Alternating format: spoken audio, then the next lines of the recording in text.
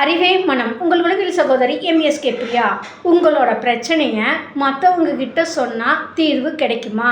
இதைத்தான் டெய்லியும் பண்ணிகிட்ருக்கிறீங்க. ஏன் உங்கள் பிரச்சனை தீரல? நாளுக்கு நாள் உங்கள் பிரச்சனை அதிகமாகிட்டு தான் இருக்குது. நீங்கள் டிஸ்கஸ் பண்ண பிரச்சனை ஒன்றாவது உங்களுக்கு தீர்ந்துருக்குதா?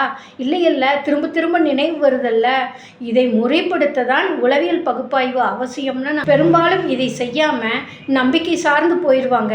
இல்லைன்னா பிரச்சனை யாரோ ஒருத்தர்கிட்ட பேசிட்டா போதும் அது சரியாயிடும்னு நினைப்பாங்க.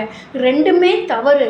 அதை முறைப்படுத்தி வழிப்படுத்தி நீங்கள் வளர்ச்சியை நோக்கி செயல்படுறதுக்கான செயல்திறனை உருவாக்கணும்.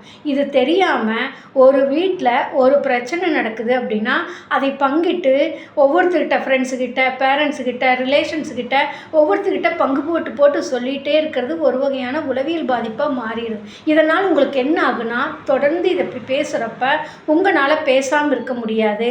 கேட்டவங்க இன்னொருத்தர்கிட்ட சொல்லி அது மறுபடியும் காம்ப்ளிகேட் ஆகும்.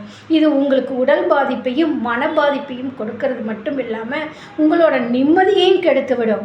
இது போன்ற பாதிப்பிலிருந்து விடுபடுறதுக்கு தான் நாங்கள் உங்களுக்கு உதவி புரிகின்றோம் எம்எஸ்கே மைண்ட் செட் நாலேஜ் தெரப்பியில்.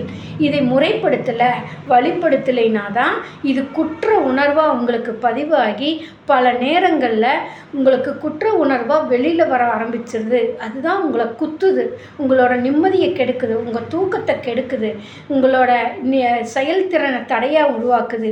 இதிலிருந்து மீண்டு வர்றதான் நாங்கள் உங்களுக்கு உதவி புரிகின்றோம் எம்எஸ்கே மைண்ட் செட் நாலேஜ் தெரப்பியில்.